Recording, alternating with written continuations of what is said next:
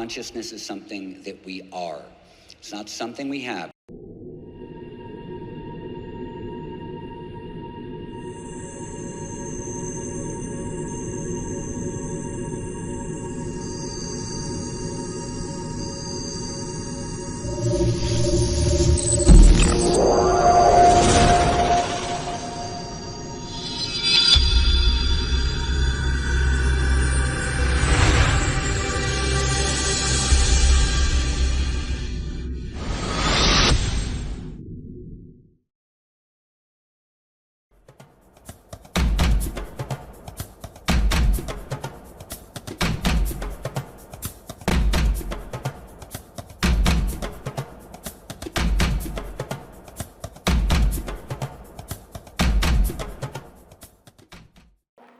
Now we'll be getting into our next round of conversations.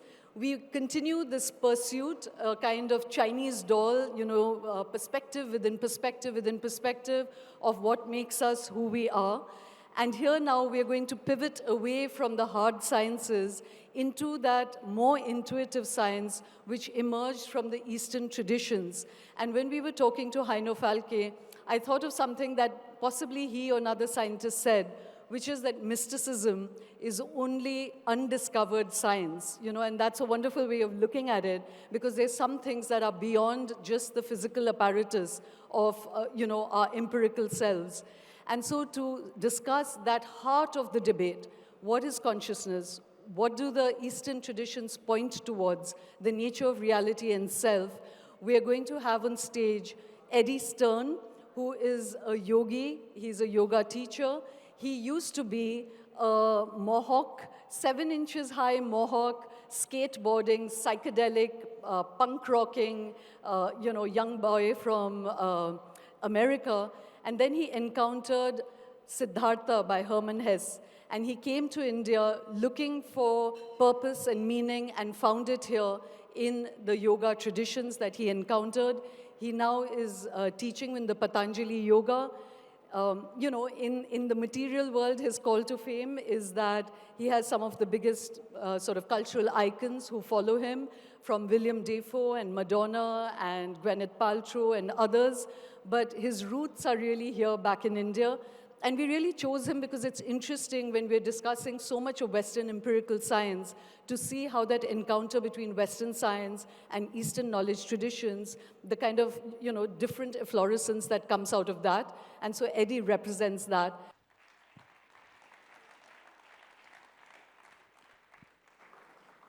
Ladies and gentlemen, please welcome Eddie Stern.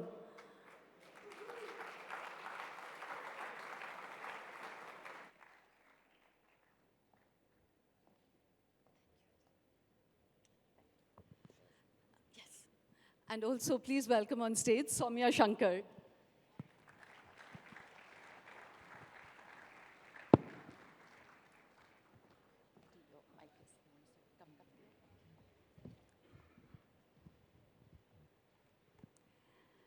Eddie, thank you so much for being here. And, I wanted to start with that little biographical window into what I said, that you were a punk rocker, you were a skateboarding, mohawks toting, sort of boy off the grid when you encountered yoga in India. Tell us about the kind of pivotal shifts that created in you, and in what ways, how did you have a psyche shift? What did it do to you? Absolutely, and thank you very much for having me here. In line with the tradition, I'll just do a short invocation before I speak Can about everybody... yoga. Can you hear me okay? Great. No? Now yes? Amazing.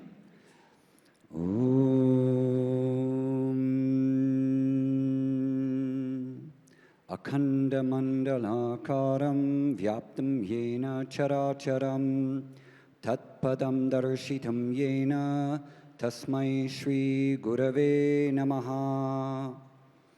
Salutations to the Guru who reveals to me the unbroken, undivided circle of creation. Om.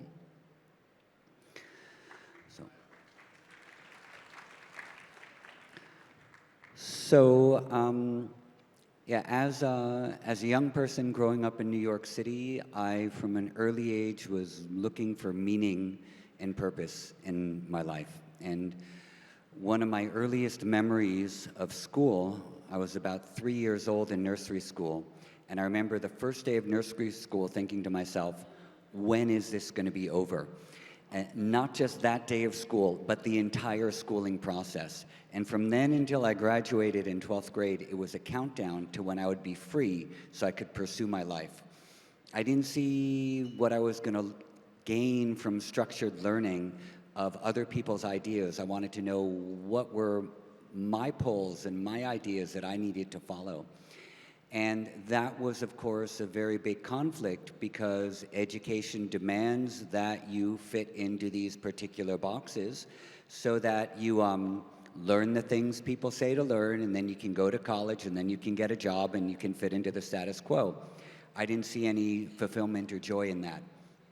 So when I finally read Siddhartha when I was in around 10th grade, and I had an amazing English teacher named Mrs. Jane Benditson, she said to us, the most important questions you need to ask yourself in your life are, who am I, what am I doing here, and what do I do next? And that gave me a framework for my self-exploration that I haven't stopped following since then. And another thing she had us do was, one of her first essays we wrote that year was, what are the repercussions of an unexamined life? So you're 15, 16 years old, think about that. Like, don't worry right now about grammar so much. Think about what's going to happen if you don't examine yourself. Where will you end up? That was it. That set me off. Right. You know, you spent 20 years doing yoga, so, and you know, Soumya is herself, as I said, a seeker and a practitioner. So I'm going to let her come into this conversation.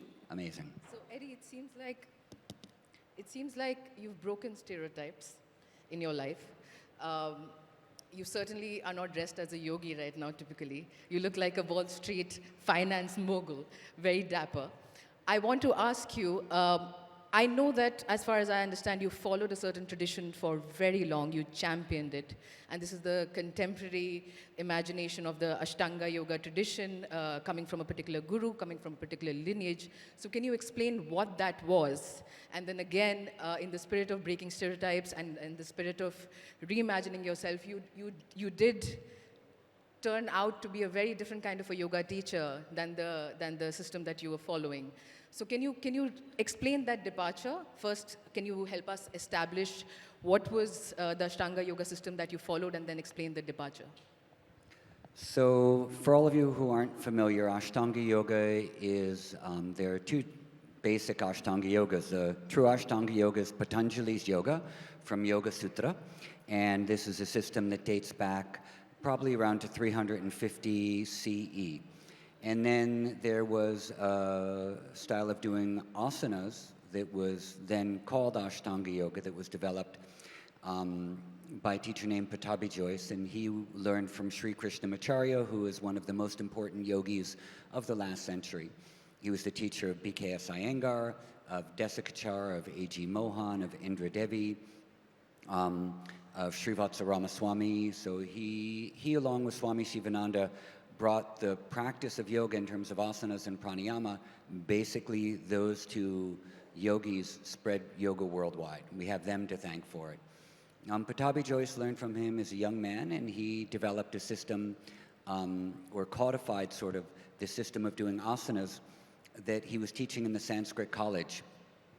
He was asked by the Maharaja in Mysore to lead a yoga program there, open a yoga department, which he did. And if you're going to be teaching in a university, you need a 4 or 5 year program. And so he developed a 4-year program that were different levels of postures and complexity. So, Eddie, I'm sorry, I'm making all these gestures because there's so much we want to ask of you. Yeah. So I don't want the CV of these guys. Oh, yeah, I want to for understand we were seeing those amazing images on screen. And it's, to me, very profound to see the human body that malleable. And, you know, there was a beautiful movie made by your friend Michael O'Neill on the architecture of peace. And it looks like the architecture of peace. But after spending 20 years in that tradition, you found it lacking in some ways for you, and you moved away from it. So do get to the essence of that, you know, more than who introduced it, who not. What was that science teaching you, and why did you move away from it? Okay, I spent 30 years doing it, and I stopped doing it because it wasn't nourishing me anymore. And in fact, it hadn't been nourishing me for a very long time. All those amazing things that you saw on the screen, those aren't necessary. Those are things that you can do with the body, but the body has an unlimited facility for mastery. But what is the purpose of your seeking? Is you're seeking to do amazing things with your body to gain mastery over complexity in terms of posture, or are you seeking to know yourself? If you're seeking to know yourself, you don't need to do complicated things. You can sit quietly and think about yourself and examine yourself and challenge yourself inwardly. So I stopped doing all those complicated things because they weren't actually supporting my spiritual quest. And that's why I stopped. So, just two more things before Soumya, you come in. That's an unexpected applause, but thank you. I still do asanas, but like really simply, and I'm so much happier. But Eddie, you surprised me when you said that in the actual yoga texts, and including in Patanjali's yoga, they talk of ease rather than this level of strenuous yoga. So one is that, if you can just explain the precepts of what yoga says about the ease of the body. And secondly, the guru or the teacher themselves, do share briefly the kind of, sort of almost traumatic experience that you had with your teacher, and, how difficult it was to move away from that, because that's also important. Okay, so the first question, I'm a very big fan of Patanjali. I study the Yoga Sutras a lot and have been for years. So he has 3 sutras on asanas. The first one says Sthira Sukham Asanam. The asana should be sthira, stable, and sukha, which means pleasant. But the syllable ka means space, and su, often translated as good, means to easily enter into. So the idea of happiness or pleasantness is to easily enter into an expanded space. If we're not mentally in an expanded space, we're in a constricted space, and that's not being happy in a variety of ways. So that's how you know if you've attained success in a posture. Is it stable? Have you expanded yourself? Good, then you're moving in the right direction. How do you do that? Prayatna Shaitalya, a relaxed effort.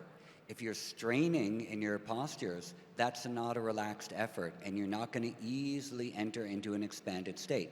You're going to stay constricted, and the sense of me doing the asana is going to get strengthened. You'll become proud of your physical accomplishments. You will think that I am the doer.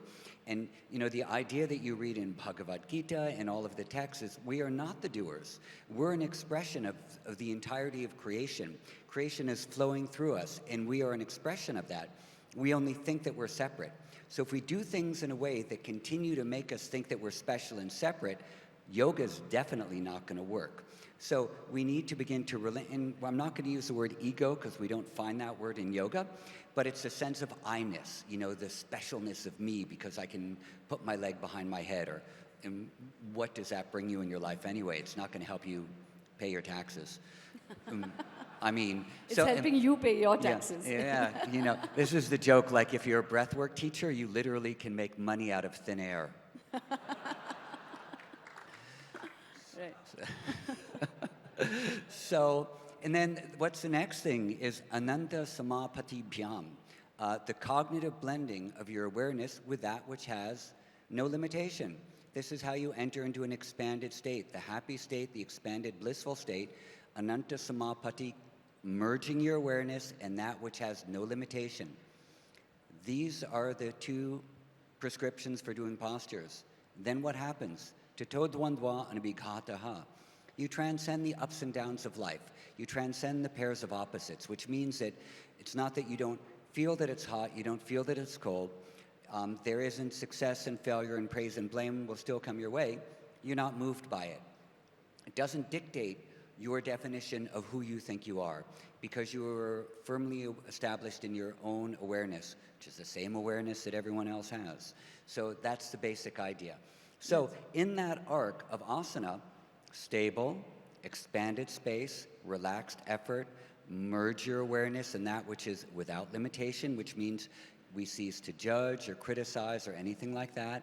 And then the ups and downs that are part of life will no longer dictate our responses to a changing environment that we always have to adapt to. So you get resilience, you get adaptability, you flow with change, you're not thrown off by adversity, and you don't demand that the world serves your every whim and wish. That's beautifully put, and I was just thinking that the Navy SEALs should start learning yoga as well, because it was describing exactly what Pete Naszak was talking about, the ideal in terms of human performance, earlier in the morning. Yeah, But Pete was great. I want to make one point about it. Pete was awesome. I loved what he said. And also one thing which is really important, and this is not about what Pete was talking about, but some decades ago, the Pentagon was doing experiments with what they called remote viewing. And remote viewing was training people to try to see things off in the distance so they could figure out where was the military installation, where were underground bombs being kept, et cetera, et cetera. They had very limited success with this remote viewing program, which is, it's now public knowledge. In Yoga Sutra, there is in chapter 3 on the perfections that you wanted to ask me about, Sutra number 25 talks about when you are able to do a merging of your awareness and concentrated awareness with something called Jyotishmati, which is the light which is free from sorrow. Then free from? Sorrow. You can see things that are hidden or obstructed from view. So this is basically the same idea of remote viewing. But the exception is you have to be practicing dharma.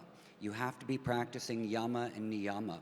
If you're not aligned with the moral precepts that come with a spiritual practice, especially trying to live in alignment with dharma, then all of those things like remote viewing are not going to have a dharmic outcome. They're going to lead to problems, or they're simply not going to work. So when we look at becoming superhuman and having great, capabilities in all directions, if it's going to be yoga, you have to be living in alignment with dharma, which is to do the right thing at the right time for the best possible outcome in accordance with your eligibility and capability for doing those things. Otherwise, the outcome might not be so good. So, yeah, Soumya, you were... Yeah, so I'm very curious about this, the Mahavakya that Patanjali opens the great Yoga Sutras which is Yoga Chitta Vritti Nirodha, which is, and please correct me if I'm wrong, yoga is the cessation of the whirling mind or the wandering mind or the fluctuations of the mind. Now that is a very tall order, especially in the age of Kali, in the age of, at the peak of ignorance, as we are. So can you please unpack that for us? What is yoga chitta vritti nirodha, and is it humanly possible in this age?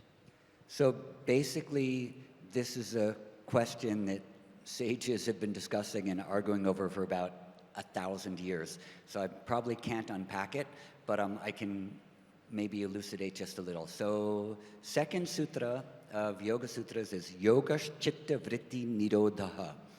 Nirodha is a technical word. It's basically a verb, which is going to describe what are you doing with the content of your mind, which is thoughts. You can still your thoughts, you can stop your thoughts, you can focus your thoughts, you can slow them, depending on your capability. Now, stress, which we all experience in life, is basically when things speed up, things are going too fast, we're not able to handle all the incoming information. So the mind starts going faster. Stress has been around for a very, very, very, very, very, very, very long time. As long as there were people on the planet who somehow seemed to be human-like, they had to survive, defend themselves against predators, look for nourishment, and shelter. So stress is wired into our nervous system. We have hundreds of thousands of years of stress hanging out in us. I'm giving you stress by telling you that time is running fast. Yeah, for sure. And I want to get into so many more concepts, so yes. Yeah. Okay, so basically, Chitta Vritti Nirodha, do something to manage your mind. Yoga's the best way to do it. How about that? I'm sorry, I rushed you too much. But I wanted my answers are too long. No, I didn't want you to describe stress. I wanted you to tell us, what is the yogic way that actually controls that whirling mind? Yeah, you have to understand what the mechanisms of stress are. You can't stop thinking. I mean, if I said to you right now, stop thinking, like maybe for a fraction of a second, but it wouldn't last for terribly long. So we need to understand what are the mechanisms that make thoughts go. Stress is one of those mechanisms. Another mechanism are past experiences. So you have to examine your past experiences as well. So much of yoga is going to be an inner exploration of what's going on inside of us that makes our thoughts out of control. What is it going on inside of us that help us focus our awareness so that we can understand something a little bit deeper than the level of thoughts? You know, that, Eddie, becomes a lovely segue to something that you've written about, is the breath. You know, it's that invisible, we've been talking about all other technologies, but not about breath, which is literally, again, it's a data point that surprised me, that we take 21,000 breaths a day and we don't think about it. And an average life would take 600 million breaths and you don't think about it. But, you know, yoga harnesses that as a technology. So do tell us about breath control in yoga and what's that a portal into in terms of nature of self and reality. Well, very specifically, being able to slow your breath in yoga automatically leads you into something called pratyahara, which is where the activity occurring with the sense organs moves inward towards the self rather than getting lost in the world of changing objects. And that prepares you for concentration, which can then lead into meditation and transcendental states of consciousness. So breath is going to be that fulcrum that we swing on from sort of an outer engagement with the world to an inner engagement with inner bodies, inner awareness, and that's basically what the breathing does. Now, it's so easy to use because we have so many of them. We have an opportunity, you know, every second of the day to watch our breathing. And as soon as you watch your breathing, you're engaging your awareness. And as soon as you engage your awareness on an internal process, which is part of interoception, then automatically the thoughts begin to lessen because you're engaged in some other type of an active process. So it's an easy tool for slowing the mind and moving the awareness inward. I wanted to understand, Eddie, is that there's a huge rush within science to find consciousness and to describe consciousness. Of course, what is Patanjali's understanding of consciousness itself? I know one of the sutras say that the mind cannot discern itself because it too is an object. So then, what is the non-mind? What lies beyond it? What is consciousness? And also, how is the yogic view, if at all, distinctive or ahead of science, if at all? So very simply put, and in short answers, in the Western traditions, consciousness is something that we have. In the Indic traditions, largely, consciousness is something that we are. It's not something we have, it's something we are made of, and consciousness is expressing itself through us. So, in that regard, everything is consciousness from a Vedantic perspective. From a yogic perspective, there are two eternal realities. One is nature and one is consciousness. Consciousness is the witness state, is the seer, is the observer, never changes, is never affected by change. And nature is another eternal reality, which is always changing. In Western science, what we're studying is nature. We're studying change. That's the thing that can be measured. Purusha cannot be measured. Purusha is the thing that allows us to observe so that we can measure changeables. But Purusha is not a changeable, therefore it can't be measured. So, Eddie, you know, I would have, if we had more time, I would have, just in the fact that there isn't a Western sort of scientist on stage, I would have put some of their perspectives to you, because we're going to have Anil Seth soon, who will talk about the very material basis of consciousness, you know, and the fact that it's important to be biologically alive to have consciousness. So how does that sort of play out? And through the day, we've had, you know, a paleogeneticist tell us how we've evolved, and we've had, you know, John Crine telling us how we are bacterial. And so we've got all these perspectives on what makes the self as we, you know, as we experience it. So I'm not sure if you can tell it Yeah, to of us course. in a I sentence. mean, look, I'm also a Western scientist. I have a science degree and I publish. I've published on heart disease. I'm doing a study with Harvard right now. I've written physiology programs for NYU. I also am in Western science. To the point that we have to be biologically to know that we have consciousness, no, we have to be biologically alive to know that something like consciousness exists. That doesn't mean if we're not here, it doesn't exist. So it's here, regardless of whether we can perceive it or not. And so, you know, from an Indic point of view, that's always going to butt heads with Western mechanical viewpoints. Now, I don't mind mechanistic models. I love mechanistic models allowed me to fly in an airplane to get here and use a cell phone and put on a nice suit and do all those things. So there's nothing, in yoga, there's nothing wrong with nature and numbers and you know, in the material side. I'm a 100% a materialist. And, but I also, you know that my life is built around the unseen. So, but the thing is that just because we think we are conscious and we can observe conscious states when some neural networks are firing, doesn't mean that consciousness isn't some kind of a larger thing that we have emanated from. And one last point about that is in Yoga Sutra, it said that there's one mind, and this one mind is the root mind for all other minds, so that all of the minds we have are reflected, individuated mind from a cosmic mind. And so people could say, okay, well, how is this possible? An answer to that is, how is it possible that so many people can have the same type of ideas at the same time? You know, that physics can be spontaneously created by a couple people at different places on the planet who weren't communicating, or the light bulb, or so many other types of things.